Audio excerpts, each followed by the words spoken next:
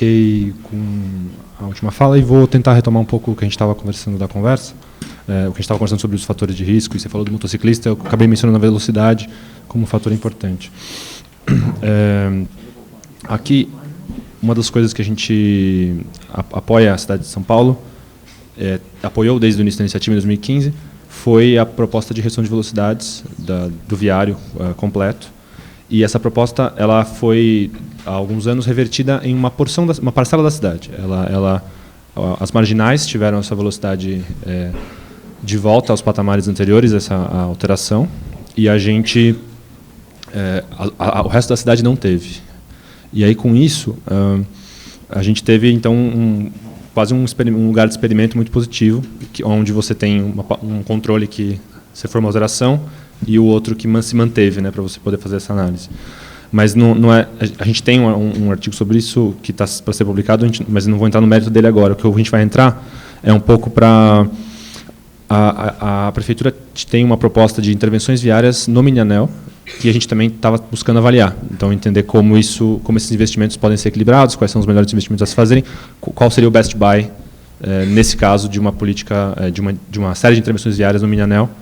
E a gente, para isso, não foi atrás de reinventar nada, de criar um método novo, mas tentou trazer uma evidência que a gente já trazia desde o começo da iniciativa sobre velocidades como fator de risco. Aí, a gente tem um parceiro que é o IRAP, que é uma organização que faz avaliação de infraestrutura viária, e com eles é que a gente começou esse trabalho. Aqui, um dado entrada para essa avaliação, quer dizer, um dado importante para ajudar a gente nessa avaliação, que é essa mancha de calor são os acidentes de 2016 a 2018, se não me engano, no mini-anel. A gente vê um mapa de calor bem distribuído e a gente está com essa situação que tem que ser encarada. O que a gente pede como parceiro para um método que a gente quer aplicar para avaliar os investimentos é que essa infraestrutura seja tem um indicador sintético, como o Fabrício falou, que seja uma maneira boa de ter uma avaliação clara para cada tipo de veículo e para cada usuário, especialmente os vulneráveis, como é que a gente classifica esse mini-anel e como é que ele se comporta. A gente tem essa classificação feita e aí a gente consegue comparar como você melhora essa classificação, seja por intervenções, seja por condições de velocidade ou de operação da via, e você aí, então tem um patamar de falar, bom, eu tenho um ganho de segurança a partir desse ranking por diversas iniciativas, e elas custam de diversos valores distintos, então como eu comparo elas para ganhos específicos e investimentos específicos. A gente, com o IRAP, construiu essa avaliação, que acho que deixa claro que para ocupantes de veículo a situação é um pouco melhor, mas para o resto tem o escuro, o preto é a pior classificação viária, depois o vermelho até o verde, que é a classificação de maior segurança da infraestrutura, né? Aí sem considerar fluxo ou coisas do gênero. Então, sob essa base, e esse método que a gente já tem, ou seja, a gente não foi atrás de reinventar, a gente foi atrás de parcerias e de dados que já estavam disponíveis, o que é uma coisa que eu acho que talvez seja importante, entender que a gente não precisa criar tanta coisa assim e pode aproveitar um trabalho que já está sendo consolidado, a gente consegue ter umas avaliações desse tipo. A gente tem um cenário de 20 anos onde a gente faz uma simulação para o número de acidentes, óbitos, lesões graves, para as marginais. A gente tem um total evitado, de acordo com o ganho de segurança viária que a gente tem, pela redução de velocidade nesse mini-anel, e a gente consegue ver a redução que a gente consegue ter pelas contramedidas que estão no plano de investimentos. E aí a gente tem o valor do investimento desse plano de investimento específico e consegue comparar, bom, a gente está salvando mais ou menos vidas, com um valor maior ou menor de investimento, e apresentar isso como uma evidência para falar para a prefeitura que existe um best buy específico. Acho que, nesse caso, a redução fica...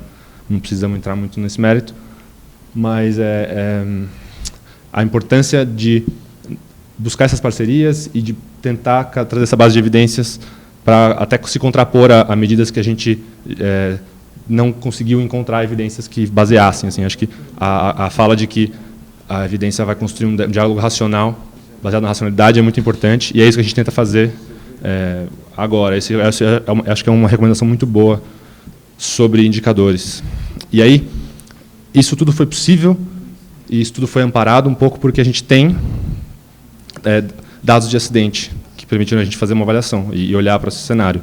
Esses dados eles são garantidos, até ano passado, eram garantidos por acesso via Lei de Acesso à Informação, que é um processo burocrático, que é garantido até agora, mas que a gente acredita que não precisariam ser necessários, você não precisaria pedir para ter essa informação, porque a gente acha muito importante que seja possível trabalhar com essas informações para fazer com pesquisa, com política pública, com avaliação, de qualquer maneira, qualquer ator interessado, desde que respeitando a privacidade dos envolvidos, né, nos acidentes, pode ter acesso a esse dado. Então, dados, aqui também aproveitar para fazer puxar vocês para entenderem dados abertos como uma parcela fundamental do que é necessário para construir indicadores. E a gente apoia a prefeitura na abertura dos dados de acidente de trânsito. No ano passado, a gente ajudou a prefeitura a desenvolver essa plataforma, que é a plataforma do Plano de Segurança Viária da cidade,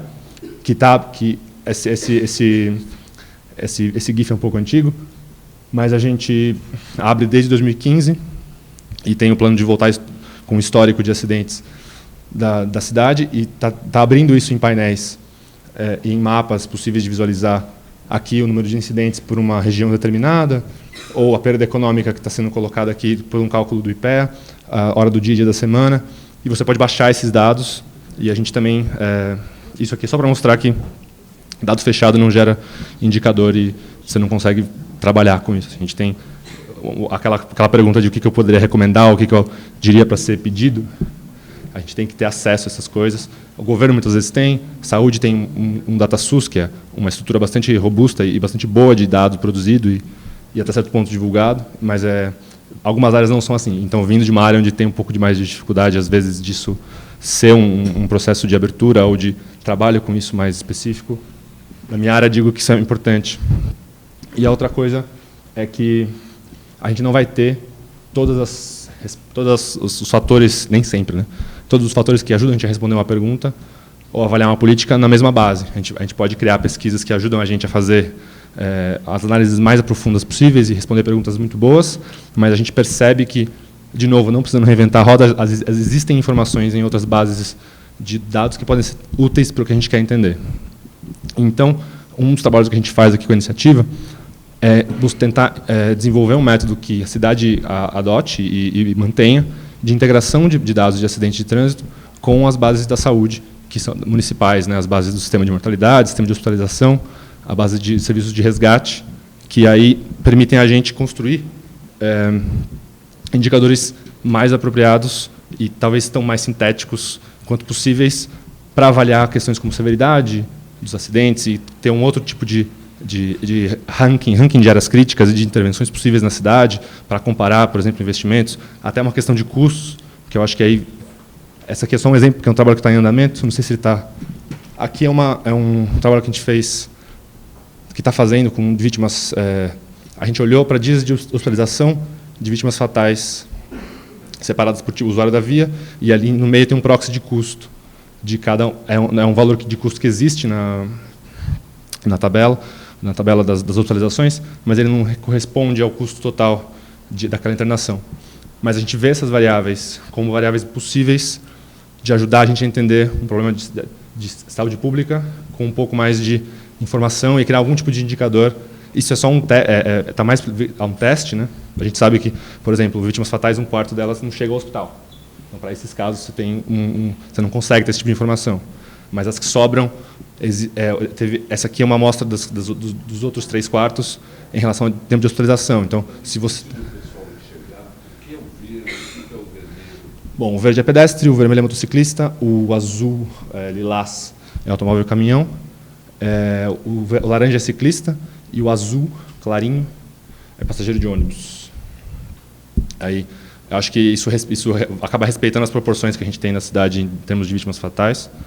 E a gente está com esse trabalho em andamento, de agora até o final do ano, começo do ano que vem, a gente tem o objetivo de dar mais robustez e criar mais indicadores a partir desses dados que estão sendo integrados.